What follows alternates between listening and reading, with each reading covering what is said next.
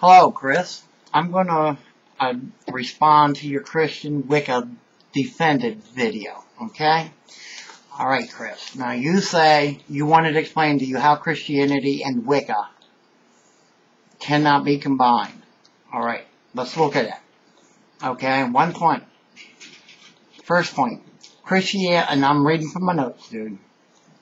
Christianity and Wicca are not compatible for the simple reason for 1,500 years or better, we've seen clear proof Christianity does not accept any other path. However, you can be Wiccan and adopt the Christian pantheons, but you cannot be Christian and adopt the Wiccan ways. I've spoken for a long time, years, with many different Wiccans that tell me exactly that. Then another point, the next point. If you're a Christian that believes in heaven or hell, or you believe in sin, or that Yahweh is a supreme being or the only deity, you cannot be Wiccan. Since to my understanding, and I know many, many, many Wiccans, Wicca is dualist or polytheistic and has nothing to do with monotheism. Another point. There is no way you can be Wiccan if you believe in the Christian demon, Satan, hell, or demonic possession. That's direct conflict to Wicca right there, Chris. Come on. And another point. No matter how you look, even with the most liberal of interpretations, you can practice magic. But because you practice magic, that doesn't make you Wiccan or make it blendable. Okay? Another point.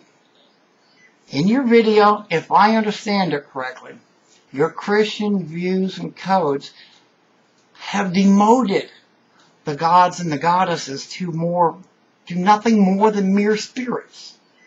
And that's in direct conflict with Wicca. But the Wiccan beliefs. Wiccans believe have been to many, many gods and goddesses. In Wicca, here's another point.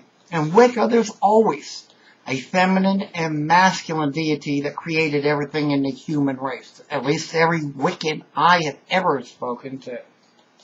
Therefore, there is no one deity who created us like you wish to claim in your video in Wicca. So that's like putting oil and water, together, and expecting them to blend. Another point. If you believe in you believe that your Christian deity can take any form, then you're saying that he could even be Satan. Satan, that's Christian. They created him. That would make him his own adversary. So that would put you in direct conflict. You said that just because somebody does not believe in the Bible, that they cannot use it to argue with someone who does believe in the Bible. That's bullshit. Because you believe in it, and you believe it's real.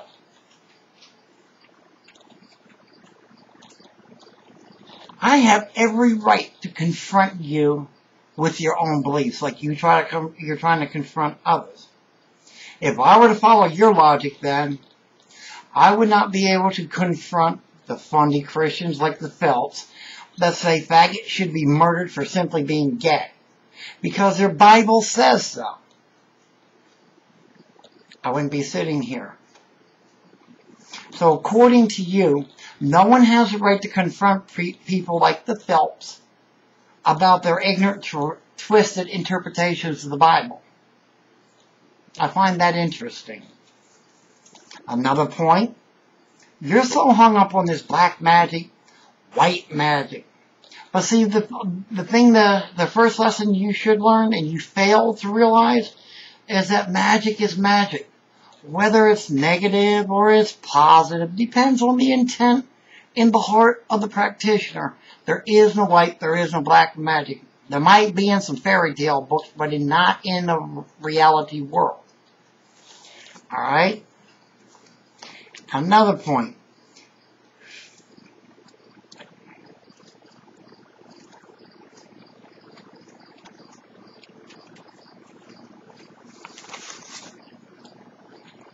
You stated that there's good witches of the Bible, then there were witches that did they were the witches that did magic for the Christian deity. And the bad witches, they were the witches that did magic for the pagan gods. Are you saying that the pagan gods are evil? Please clarify that one, because you left that one so vague, Chris. Come on, let's clean that one, clear that up, clean it up. By the way, what is your criteria for a good witch and criteria for a bad witch? And if you have that criteria, other people have other criteria that are just as valid. You, Chris, left a comment one of my pages stating that the Satanists stole your symbols and perverted them into vile evilness. Clearly, Wicca by a majority uses the pentacle, Chris. And the Satanists by the majority use the pentagram. If you don't know the difference, I'll be more than happy to explain that to you in a later video. Therefore, if we stole your symbols, you claimed, and before you denied the comment, many people did see it, you must be either a Satanist as well. So how do the three of that one mix? Can you explain that one? You say we stole your symbol, that makes you a Satanist. Then tell me how the three mix. Okay, you're claiming in your video that all Satanists are evil. Chris, who and what gives you the right to decide what is good or what is evil for any other individual but you?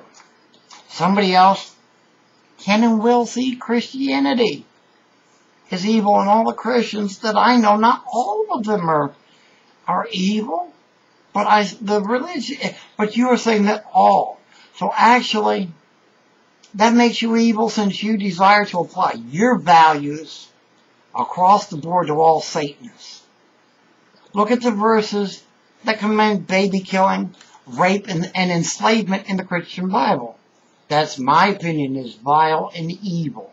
Therefore, you have no right to decide what is evil except for what is evil for yourself, unless you're a hypocrite. Now, about familiar spirits and Christianity. What does Christianity have to say about familiar spirits? Leviticus 26. If a person turns to a medium and necromancers, whoring after them, I will set my face against that person and will cut him off from among his people.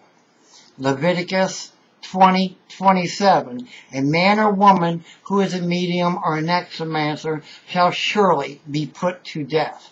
They shall be stoned with stones, and the blood shall be upon them. Deuteronomy 18:10. There shall not be found among you anyone who burns his son or his daughters as an offering, anyone that practices divination or tells futures or interprets omens, or a sorcerer. 1 Corinthians 10:13. So Paul died for his breach of faith. He broke faith with the Lord, and the Lord that he did not seeing, keeping the commandment of the Lord, and also consulted a medium seeking guidance. That's what your Bible says about divination and mediums and all that. So how can you mix Christianity with Wicca since it has divinations in it?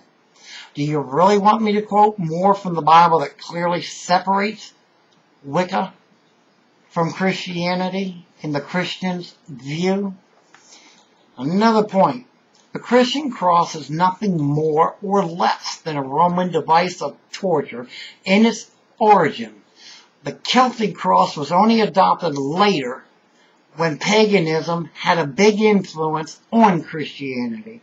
Only then did it mean directions.